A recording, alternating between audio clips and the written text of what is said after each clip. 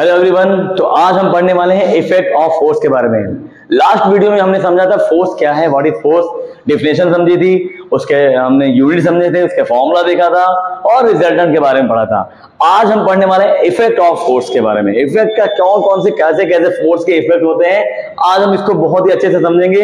ये भी बहुत ज्यादा इंपॉर्टेंट टॉपिक है और फोर्स के चैप्टर में आपसे ये पूछा भी जा सकता है कि describe the definition of force and also describe the effect of forces. इस तरह से क्वेश्चन भी पूछा जा सकता है। तो बिल्कुल नहीं आसानी तरीके से हम समझेंगे, बहुत से ध्यान से देख लीजिए। आप स्क्रीनशॉट लेना चाहिए, स्क्रीनशॉट भी आप लेके रख सकते हैं, ठीक है। तो चलिए एक वन बाय वन इसे अच्छे से समझते हैं। तो जो इफेक्ट ऑफ फोर्स है, सबसे पहला जो इफेक्ट है हम देखते हैं, मेक एन ऑब्जेक्ट मूव। किसी भी ऑब्जेक्ट को मूव कराने के लिए हमें फोर्स की जरूरत पड़ती है। किसी भी ऑब्जेक्ट को मूव कराने के लिए हमें किसकी जरूरत पड़ती है? फोर्स की जरूरत पड़ती है। मान लीजिए आपके सामने कोई भी सामान रखा हुआ है या फिर कोई व्यक्ति खड़ा है, आप चाहते हैं या फिर कोई सामान रखा है अपने आप वो आपके पास आ जाए या फिर अपने आप जो आगे चला जाए, मूव करे, वो ऑब्जेक्ट मूव करे, है ना, मूव करे। तो इसके लिए आपको फोर्स लगाना पड़ेगा। अपने आप वो चीज नहीं मूव करेगी, इसके लिए आपको क्या होगा? फोर्स लगाना पड़ेगा। अब आप कहोगे सर हवा से भी तो हो सकता है। तो बच्चा हवा भी तो फोर्स लगा रही है ना उस ऑब्जेक्ट पे। बिना हवा के फोर्स लगाए वो ऑब्जेक्ट अपने आप मूव नहीं कर सकता। तो एग्जांपल हम देखते हैं, जैसे कि किकिंग अ स्टेशनरी फुटबॉल। कोई भी फुटबॉल है, अब वो स्टेशनरी मतलब रुकी हुई फुटबॉल है, अब उसको मूव में, मोशन में लाना है। तो क्या करेंगे? मेक एन ऑब्जेक्ट मूव में लाना है, मोशन में लाना है, उसके लिए किक मारते हैं पैर से ना।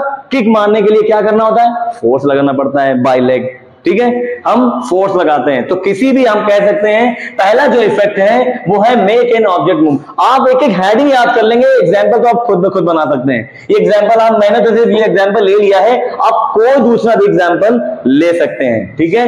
तो मेक एन ऑब्जेक्ट मूव, किसी भी ऑब्जेक्ट को मूव कराने के लिए हमें क्या करता है? फोर्स की जरूरत पड़ती है, पहला इफेक्ट। सेकेंड इफेक्ट की बात करें तो सेकेंड इफेक्ट क्या है? सेकेंड इफेक्ट क्या है? Stop a moving object. अब जैसे अभी मैंने क्या बताया, कोई ऑब्जेक्ट स्टेशनरी है, रुका हुआ है, ठहरा हुआ है, उसको मूव कराने के लिए हम फोर्स लगा रहे हैं। वैसे का आप जो उल्टा करके देखें, कोई मूविंग ऑब्जेक्ट है, उसे रोकना है। अब मूविंग ऑब्जेक्ट को रोकने के लिए भी हमें फोर्स की जरूरत पड़ती है। तो कितना इजी तरीका है, क्या है? बिल्कुल इजी है। Make an object move and stop a moving object. मतलब ये कि किसी भी रुकी हुई चीज को मूव कराने के फोर्स की जरूरत पड़ती है और चलती यानी मूविंग ऑब्जेक्ट को रोकने के लिए भी हमें फोर्स की जरूरत पड़ती है। मान लीजिए कोई व्यक्ति दौड़ता दौड़ता आ रहा है आपकी तरफ, बहुत तेजी से दौड़ता आ रहा है, और उसको रोकने के लिए क्या फोर्स लगाएंगे? तभी तो रुका है ना, फोर्स लगाया और रुक गया। मान लीजिए कोई बॉल आ रही है, कस के मारा बॉल, और बॉल आ रही है, उसको रोकने के लिए क्या फोर्स की जरूरत पड़ती है। तो इसका एग्जांपल देख लेते हैं। क्या एग्जांपल है इसका? Catching a moving ball. Catching a moving ball, एक बॉल आ रही है, अब उसको रोकना, कैच करने में फोर्स की जरूरत पड़ती है। अगर आप हाथ से भी फोर्स नहीं लगाएंगे वो क्या करेगा? बॉल रुकेगी ही नहीं।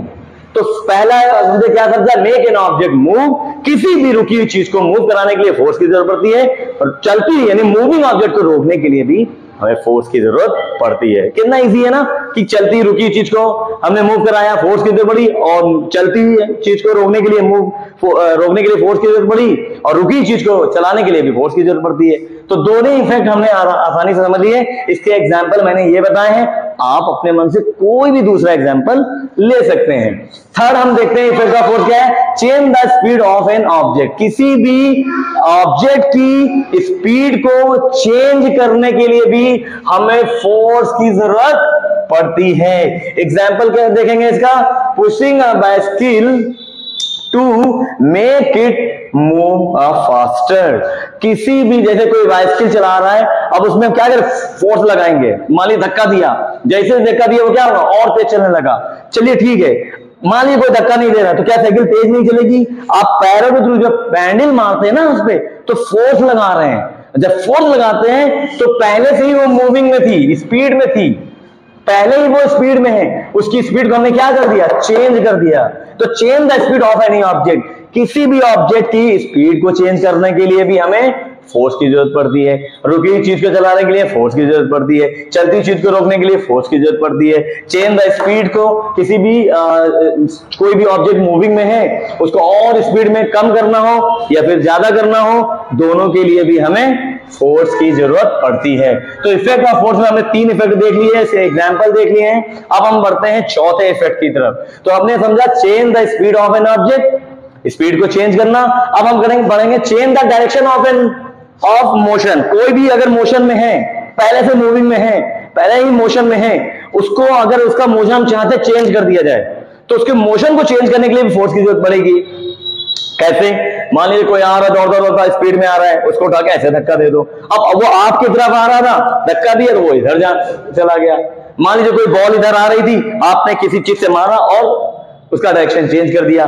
मतलब किसी भी मोशन में कोई भी ऑब्जेक्ट में है, मूविंग ऑब्जेक्ट है, उसके ऑब्जेक्ट के मोशन में जो डायरेक्शन हो रहा है, जिस डायरेक्शन में जा रही है बॉल, वो सच जा रही है, फिर वो ऑब्जेक्ट किस डायरेक्शन में है, उसके डायरेक्शन में अगर हमें चेंज करना है तो भी हमें फोर्स की जरूरत पड़ती है। तो change the direction of motion, इसका एग्जांपल देख लेते हैं। Hitting a ball with a bat changes its direction. मतलब किसी भी कोई भी बॉल आ रही थी, आपके पास बैट था, आप तो बैट बॉल बहुत खेलते होंगे, है ना?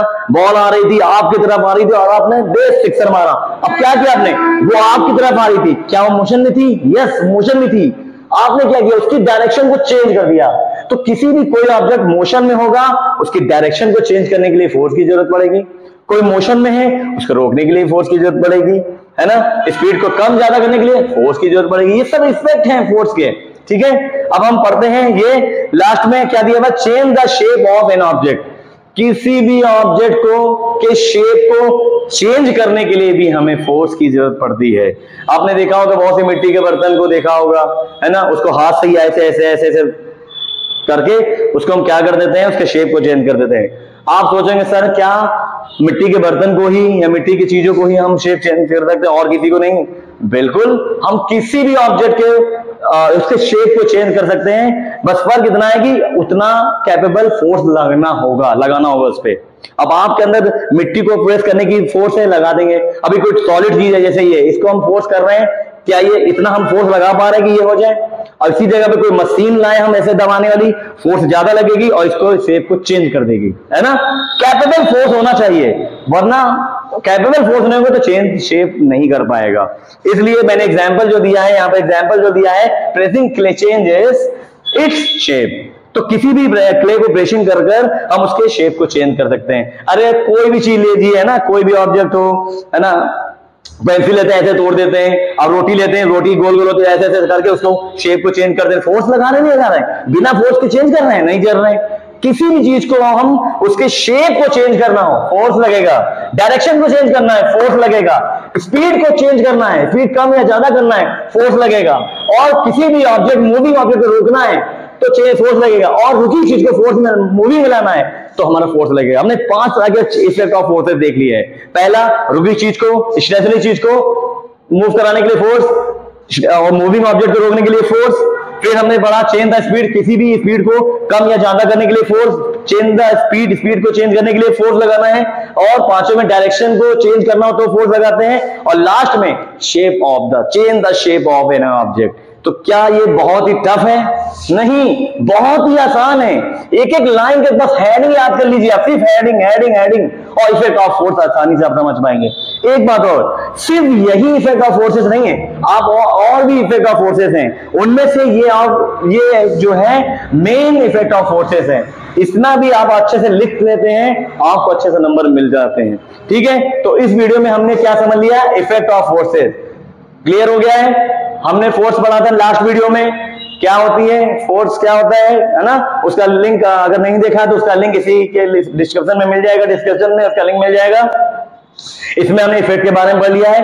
अब हम नेक्स्ट वीडियो में पढ़ेंगे न्यूटन्स लॉ के बारे में, जो बहुत ही ज्यादा इंपॉर्टेंट है। न्यूटन्स के तीनों नियम को हम अच्छे से समझेंगे, कौन कौन सा नियम है, कैसे कैसे क्या है, सब कुछ अच्छे से बारीकी से समझेंगे हम।